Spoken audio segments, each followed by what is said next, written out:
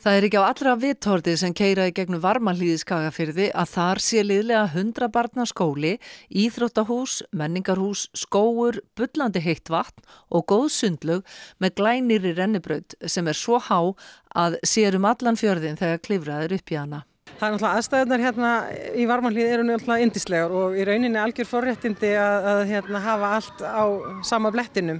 Við erum auðvitað með skóginn fyrir aftan skólann, og Reykjarhólinn sem gefur ýmist tækifæri til útivistar og gönguferða og útikennslu og útieldunar sem við reynum að við hafa eftir megni. Síðan íþróttahúsið við hlið skólans og sundlaugin hér aldeilis með bættri aðstöðu með endurbótum á minni lauginni hér og svo þessari dásamlegu rennibraut sem hefur glatt okkur verulega og nýjasta viðbótin síðan körfuboltavöllurinn sem komin hérna á milli skólans og sundlaugarinnar og hvetur alla hópa enn frekar til að fara og hreyfa sig í frímínútum og milli stunda og fyrir og eftir skóla. Og þið eru með líka gervigrasvöll, er það ekki? Jú, fyrir ofan skólan, svo uppi skógajaðarinn, þar alveg gervigrasvöllur í allri sinni dýrð og sem búið að vera allan okkur skeið og upphitaður og notaður allt árið kring og það svona á eftir rétt að ljúka framkvæmdum hérna við körfuboltavöllin en þar undir líka upphitun, þannig að vonandi getum við nýtt hann líka vel allan ársins hring. Sundlaugin var byggð fyrir nærri 90 árum enda nóg af heitu vatni í Reykjarhólnum og daglegir fastagestir margir.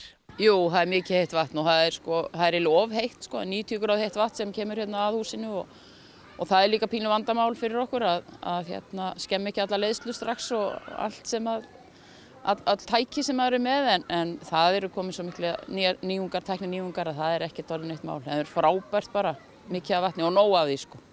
Heit og góð laug og rennibraut, hvað getur verið betra? Það getur eiginlega ekki verið neitt betra. Ég bara alsæl með þetta. Svo líka sána sem við höfum og þetta bara heilsulind.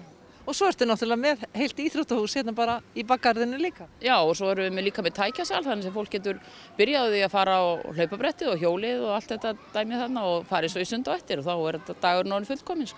Börnin í Varmahlíðaskóla koma flest með skólabílnum á morgnana og þá býður þeirra morgunmatur en skóladagurinn hefst klukkan 8:20 á morgnana. Það svo dásamlegt að hér borða allir okkar nemendur bæði morgunmat og hádegisverð í skólanum sem eldaður á staðnum og við erum afar sæl með að geta boðið nemendum góðar máltíðir í skólanum og erum með heilsueflandi grunnskóla og mjög ötult starf. Það eru mjög kraftmiklar konur sem að leiða það teymi og hefur verið náttúrulega bara lögð rík áhersla á að það sé næringaríkur og góður matur í boði og líka heilmikil áhersla lögð á rækt við bæði svona hreyfingu og vellíðan í skólastarfinu.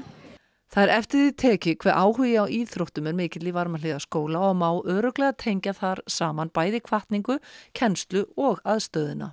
Við höfum alltaf átt kraftmikla krakka sem hafa staðið sig vel í skólahreysti og eru að taka þátt á hverju ári undir dyggri leiðsögn íþróttakennarans okkar og við eigum aldeilis gott starfsfólk sem hefur séð tækifæri í ýmsu en það er mjög mikil menning fyrir í rauninni íþróttaiðkun og hreyfingu af ýmsum toga og þetta eru náttúrulega allra sístu tímarnir sem þau verða af oft á tíðum ef eitthvað þarf að breyta skipulagi dagsins að þá þeim langflestum mikill missir af því ef íþróttatíminn þarf að hverfa fyrir eitthvað annað.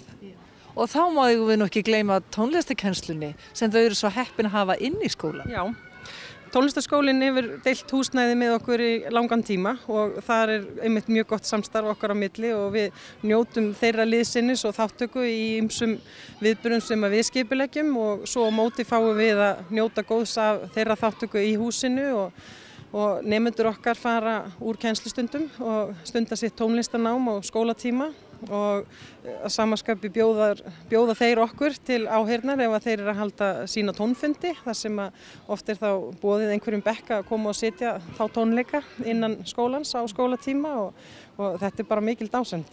En hvað þykir krökkunum best við umhverfi sitt í Varmahlíð? Að leika sér í skóginum. Er best að leika sér í skóginum? Já, og fótbolti. Að freka körfuboltavellinum, myndi ég segja.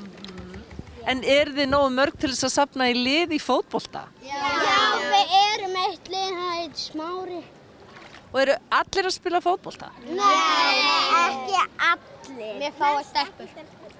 Hvað gera stelpurnar? Strákar. Við stelpunar erum bara... mikið fyrir fimleika og svona? Fimleika, Já. fimleika, já.